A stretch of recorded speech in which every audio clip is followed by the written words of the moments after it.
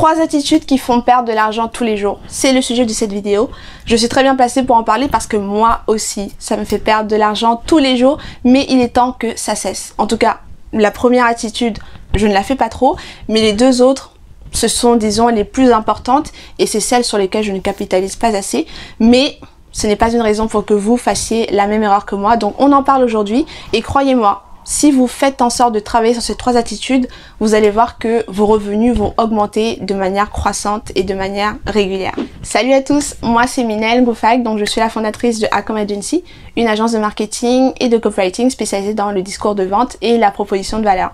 Donc j'aide les entrepreneurs et les PME qui ont des services et des offres à proposer, mais qui ne savent pas les mettre en valeur. Donc je les aide à faire plus de ventes et à établir une présence de qualité sur le web en concevant des offres de produits et de services attractives, captivantes et en mettant en place un processus de vente complet grâce à des stratégies de marketing, de copywriting et de communication.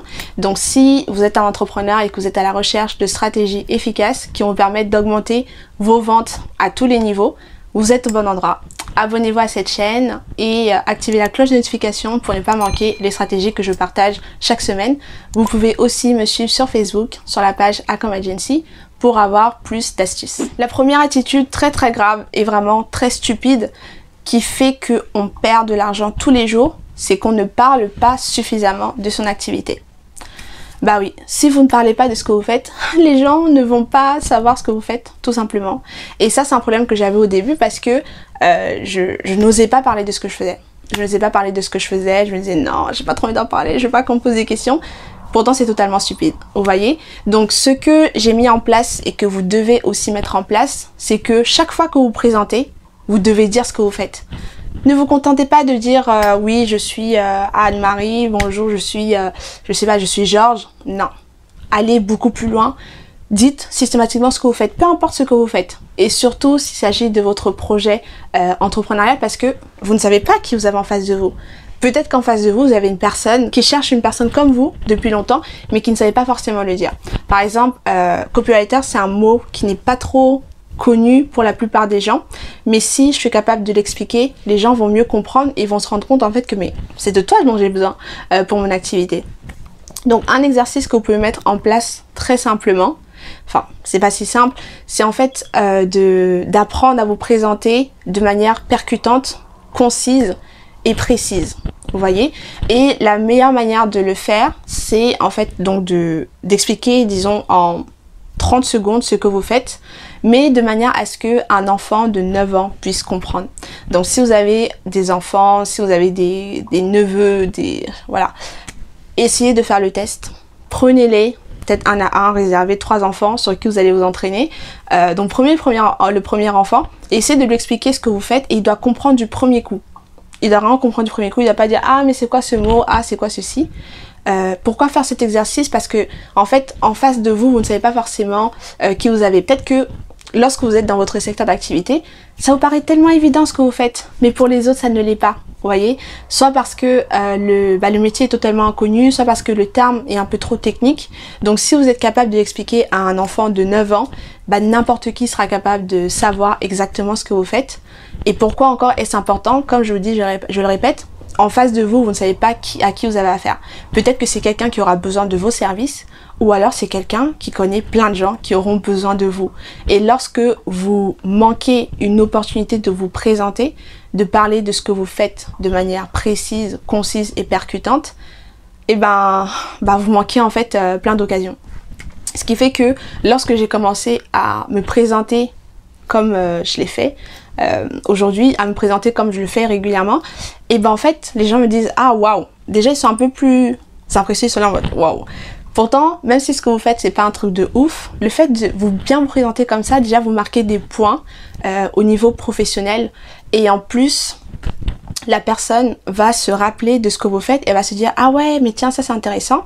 Je pourrais avoir besoin de cette personne plus tard. » Ou alors, je connais quelqu'un qui pourra avoir besoin d'elle. Ce qui fait qu'aujourd'hui, y a des personnes qui me contactent en me disant « Ah oui, on s'était parlé il y a quelques mois, j'ai besoin de tel truc, j'ai besoin de faire ceci, est-ce que tu peux m'aider ?» Donc vous voyez, finalement, ça marche plutôt très bien. Donc je répète, première chose, parlez systématiquement de vos activités chaque fois que vous rencontrez une nouvelle personne. Toujours. Si vous ne faites pas ça, croyez-moi, vous êtes sûr de perdre de l'argent parce que vous êtes en train de manquer de potentiels clients. La deuxième attitude qui fait perdre énormément, mais vraiment énormément d'argent, c'est en fait lorsque vous n'avez pas d'offres diversifiées. Et ça aussi, c'est un gros problème que j'ai parce que les services que je propose aujourd'hui, c'est très, disons que je m'implique beaucoup, ce qui fait que je peux pas avoir un nombre illimité de personnes que je peux aider. Donc lorsque quelqu'un vient me voir, des fois je suis obligée de dire ah je suis désolée, j'ai pas trop le temps, peut-être dans un mois ou dans quelques semaines. Et ça c'est dommage parce que je suis en train de manquer des opportunités. Alors que si j'avais des offres un peu plus diversifiées, je pourrais dire à cette personne, écoutez, je peux pas vous prendre pour tel truc, mais je peux vous proposer ceci qui va aussi vous aider. Et je suis sûre que vous aussi, si vous ne diversifiez pas vos offres, enfin, je suis pas sûre, c'est sûr que vous aussi, si vous diversifiez pas vos offres, vous allez perdre de l'argent. Donc moi, ce que je vous recommande, ce qui est recommandé en général, c'est d'avoir en fait une offre qui est toujours un peu plus chère. Pourquoi ? Parce que lorsque quelqu'un vient à vous, peut-être que cette personne a plus d'argent à investir. Disons que si cette personne avait prévu, je sais pas, 3 000 € pour la communication de son entreprise et que vous lui proposez seulement 500 € pour un mois, vous avez manqué un peu 2500 €.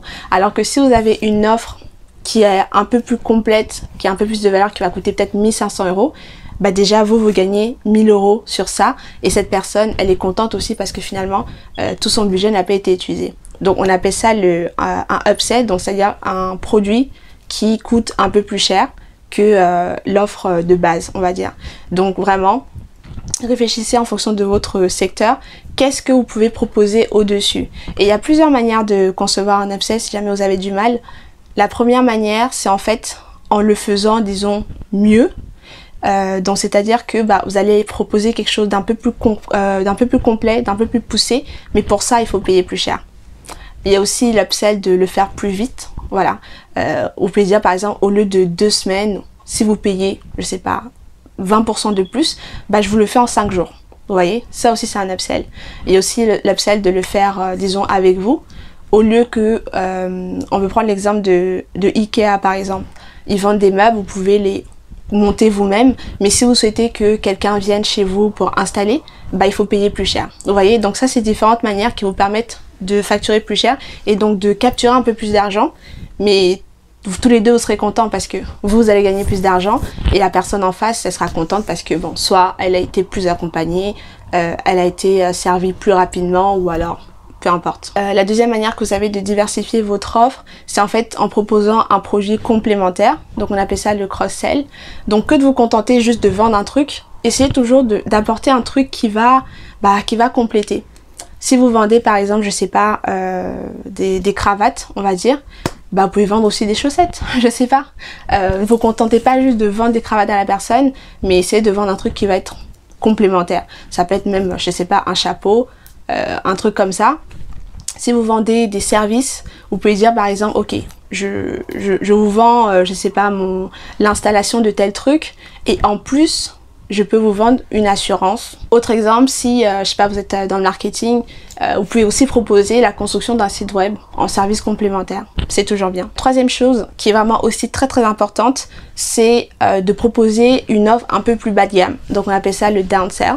Et ça c'est très important parce que lorsque vous avez en face de vous une personne qui n'a pas forcément les moyens d'acheter ce que vous proposez ou d'avoir recours à vos services à tel prix, il faut toujours que vous ayez une offre un peu moins chère à lui proposer. Parce que peut-être qu'elle avait, je sais pas, 250 €, mais vous êtes à 500 €. Si vous lui proposez quelque chose à 200 €, elle sera contente. Déjà parce que elle aura eu quelque chose. Et en plus, vous serez content parce que vous aurez gagné 200 €. Alors que si vous vous contentez de seulement proposer votre offre à 500 €, vous allez perdre de l'argent en fait. Et la personne aussi, elle sera pas forcément contente.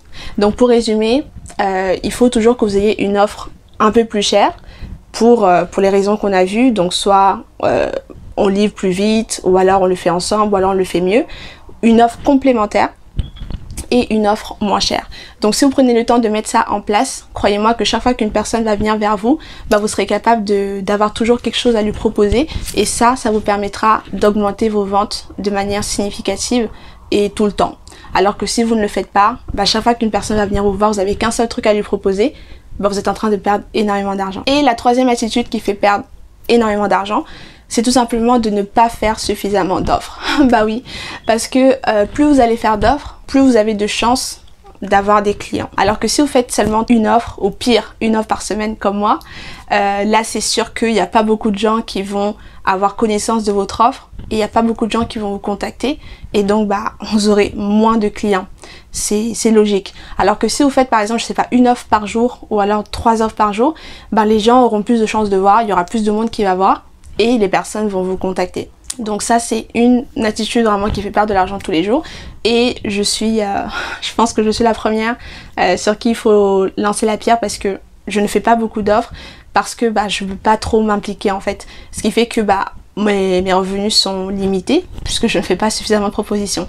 Donc si aujourd'hui vous voulez vraiment augmenter vos ventes, bah, assurez-vous de faire suffisamment d'offres et de le faire de manière régulière. Donc décidez d'un jour de la semaine qui sera dédié à, je sais pas, à la publicité ou à la prospection et ça vous permettra bah, de faire suffisamment d'offres et d'être sûr d'avoir toujours suffisamment de prospects que vous pouvez convertir en clients. Donc pour résumer, les 3 attitudes qui font perdre de l'argent sont 1. Ne pas se présenter lorsqu'on rencontre de nouvelles personnes, ne pas parler de ses activités, 2. Ne pas diversifier ses offres et 3. Ne pas faire suffisamment d'offres. Donc croyez-moi, si vous et moi prenons le temps de travailler sur ces 3 attitudes, je suis convaincue qu'il y aura vraiment de gros changements sur nos résultats. Donc dites-moi ce que vous en pensez dans les commentaires. N'hésitez pas à me dire si vous avez des questions par rapport à ça. Partagez aux entrepreneurs autour de vous qui pourraient en avoir besoin parce qu'ils voilà, galèrent un peu pour générer des revenus. Et surtout, je vous retrouve la semaine prochaine. Abonnez-vous si ce n'est pas encore fait et je vous dis à très bientôt.